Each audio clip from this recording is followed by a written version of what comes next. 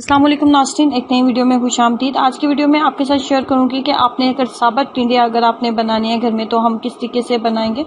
और ये खाने में जो नॉर्मली हम लोग टिंडे बनाते हैं, काट के टिंडे बनाते हैं मसाले के साथ, ये उससे टोटली डिफरेंट जो होता है उसका टेस्ट बन जाता है।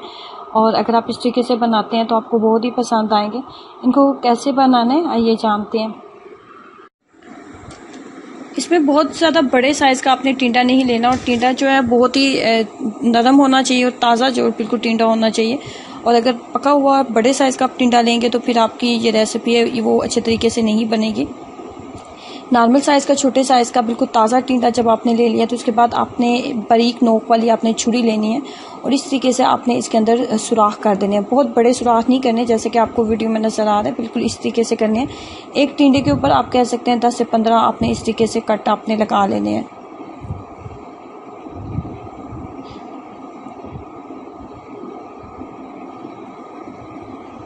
ये रेसिपी जब आप बनाओगे ये टेस्ट में इतनी ज़्यादा मज़े की बनती है कि अगर आप नॉर्मली टिंडे नहीं खाते, अगर आपको टिंडे नहीं पसंद, तो इसको खाने के बाद आप टिंडे ज़रूर खाने लगेंगे। ये खाने में इतनी ज़्यादा टेस्टी बनती है।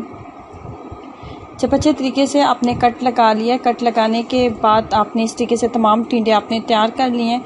तैयार करने के बाद सेकंड स्टेप पे चलते हैं। सेकंड स्टेप में हमने क्या करना है, सबसे पहले हम लेंगे कुकिंग ऑयल। कुकिंग ऑयल की मिकदार मैंने रखी है 1 कप के करीब, 1 कप के करीब हम कुकिंग ऑयल लेंगे। कुकिंग ऑयल लेने के बाद 4 अदद मीडियम साइज़ के आपने प्याज इसके अंदर ऐड कर देने हैं। ये मसाले के अंदर पकते हैं इसलिए इसमें प्याज और टमाटर की मिकदार थोड़ी ज़्यादा रखी जाती है।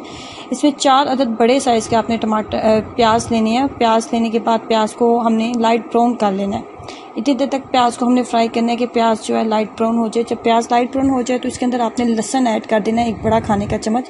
अदरक हम इसके अंदर ऐड नहीं करेंगे, अदरक आपने इसके अंदर ऐड नहीं करनी, सिर्फ लहसुन ऐड करना है। और लहसुन ऐड करने के बाद उसका पेस्ट आपने ऐड करना है। लहसुन का पेस्ट ऐड करने के बाद आपने इसकी अच्छे तरीके से भुनाई करनी है। जब भुनाई आपने कर ली है तो फिर आपने इसके अंदर थोड़ा सा पानी डाल दें, तकरीबन ½ कप के करीब पानी डाल दें। उसके बाद हम इसके अंदर ऐड करेंगे लाल मिर्च पाउडर।